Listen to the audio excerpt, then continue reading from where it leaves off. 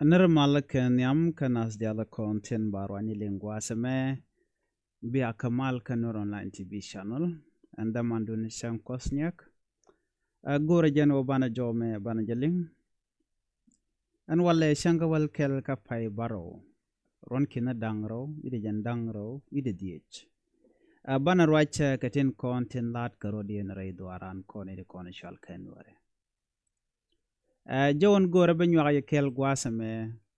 a jo mutogre which ka apnal ajan jo ne gore benwa ya kel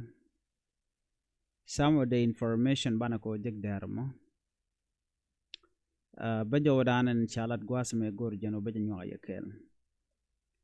Queer Great Apnal State General kɔaŋ shorale Take a Joe Mishalat Guasame ke Quide Banywaga Yakel kɔaŋ shorale Kenyam Quainkaje Kirmayadit Guasi Danache Kormecha Tuok Ray Wich Kanasar Meche Kirmayadit Chia Gorno ba mech ngwani nuääri baga kep Chia kwan Kene Johnson ulun ala thɛr kwenye cha kwanke cha ulun gujeno jen take a bomb ko jen take a baburi take a vodni bondin kon take a ja gwege jen o de ka jen de ka woge nasir kre year de nedi kon tela ngwene nuer de mekin de ko kep tuok ko kor kore dane shi tuok kore shi tuok re wich kanasir menguda akan we yara diu kanane dek angwane nuare no kore nya meche tuok me shinaro mo ka bot ne tele liam din meche tuok me shi community nuare jigan la no kir gone ram jidit gone ne jidit gone yo de ne no National Army la de inten kone amat kel mat nuare kana jang ala Unified Force akir mi yadit gone to gone no de kal de lalet si community chicken jodi de kana top chwa jomo chwa de loga kir mi yadit kana no gono be laslet in a state kir mi yadit chwa jangne de ne den gwade dane kwa kɔaŋ shorale kwa quaintin kene Johnson lo nyan wo ya ka penal ka be mech ngane nuare ya ka be ke jen me tok ngwane dial chu kadien chu kwany wo ken ka penal ken baburi ken gari aleka everything ti cha plan a kir chicken gari aleka no ba mech tila mai ngwane ba be kap kanasar ka jano chi community chi ke chu den wone no ngane Unified Force in a state chikir mi yadi to choose no ben deal gori jano ba mechen content ka ngwane nuare ba ka ki be nuare ba na kos ngai kono mi wude we na we ka kap ka bom gwan mo ngode tenare chucha tenare kori anyok pai nuare ngwane nuare pai ke nyin ke de ni ka jano jen ba mech ba ko kap ko bom ma ja kor shenguk anyok to make matter worse kir ma yadit kene Dr. Mochar kene je consult kene je jogo no deje me nangere wichin binemi ko bi ba mal ba jo no kam de ni but instead kene Dr. Mochar kene je laro ne men choda la jene en gor jeno ba de ni ba nang binemi ke agreement da ne shatan chala no ken kum dangro kum espela yo men de pin Dr. Mochar kene kum kir ma yadit bu yete ka agreement ko ba deine ba ka nan ka ngai ke je a party ne dial jen 2018 peace agreement da na inshallah la revitalize peace agreement so na me ajom very clear ma ngai ke akume kirmi yadit dundo shi kirmi yadit je ignored me shi ngajen kirno gor jeno ba mal ba je yar no chode chwe jak me cha de cha jak cho tok cho koro to kam ngane nuare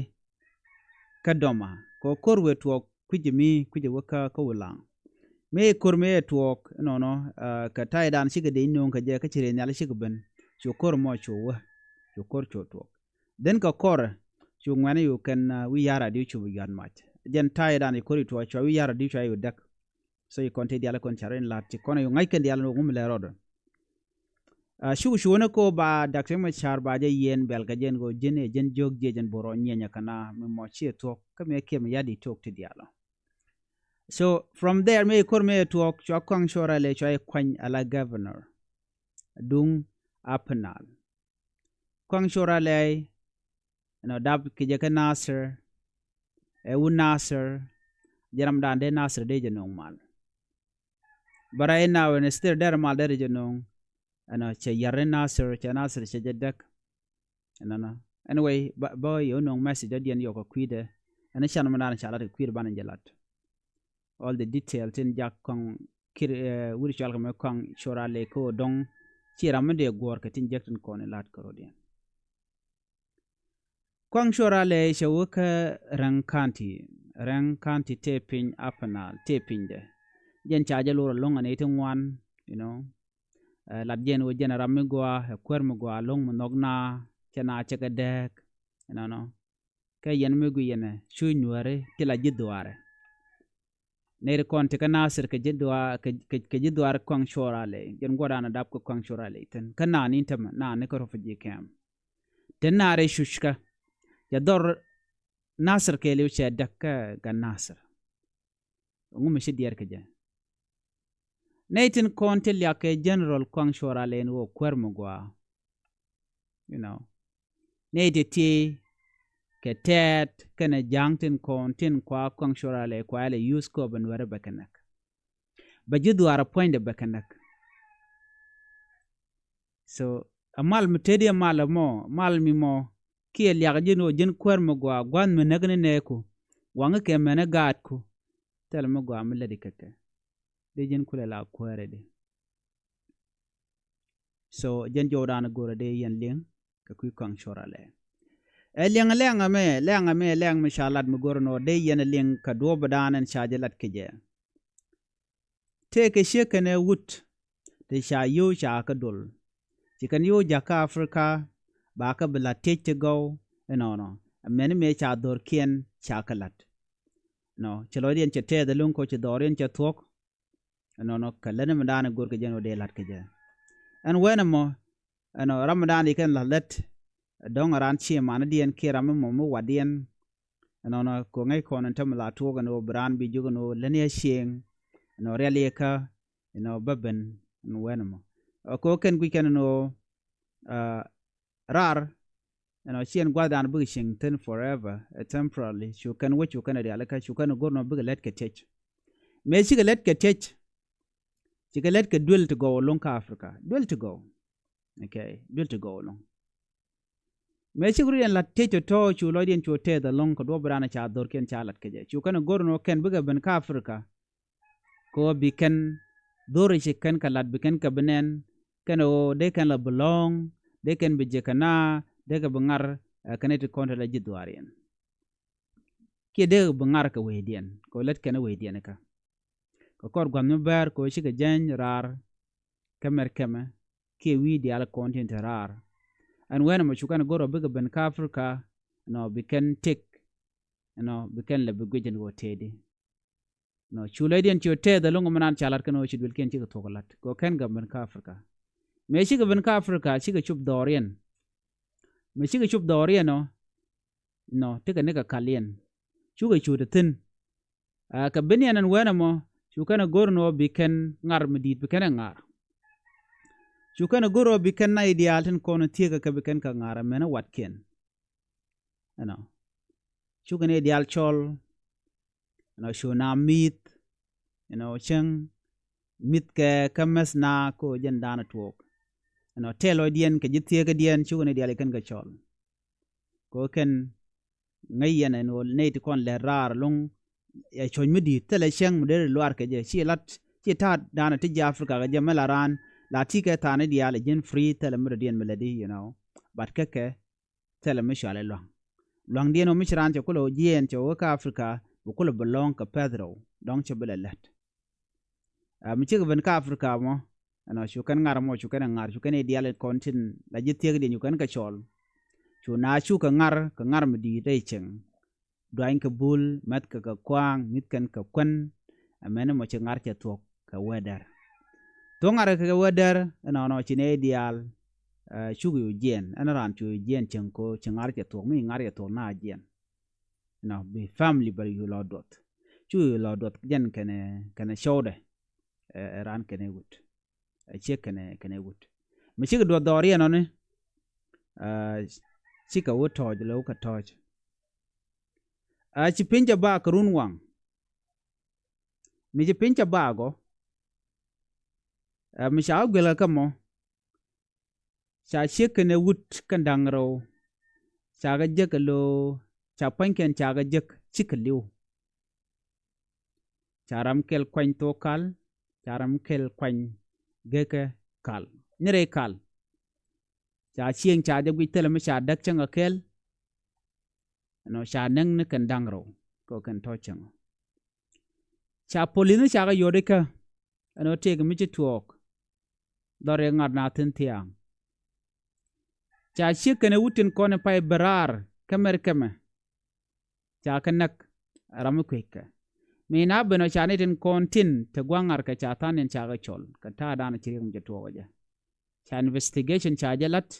cha ne dangro do cha ga digo no cha kanak pai ka berar ka teken ko bu lo jok ko changar chi mandana be ka je tuok chi ka te lo id ni kana blood community den mi cha bu je ko cha gu je no ne te kon na ka ke chi mana den ko shade de al chagui tele dwel mishadak kalkana dak gwege jen wo ramadana negran te do ne ramadana nengna no tere dwel te do dwel gwada dana na man jena so kana barar and wenamo chwachu guje no ramanagna jen te do cheng ka shwa chorar changa dwar kana jakan na je jen so na me amushwal ke jealousy karamandana nang nei to ala ka kon ji Africa lo kon mogwa mitira mishi mogwa she non kon la kona lok kona gorno bana je dagandu na mo ki bana je lat jor so chi ne dang ro to ne ti chi ben ka Africa ko bi kala belong ku chi mana dien no bi ka lifestyle bi kan le benyona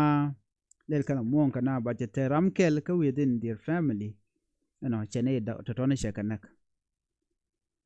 so jealousy chokonang kamgwa ramishilet ka kor gwa mbar cha chuch nyer keje so jin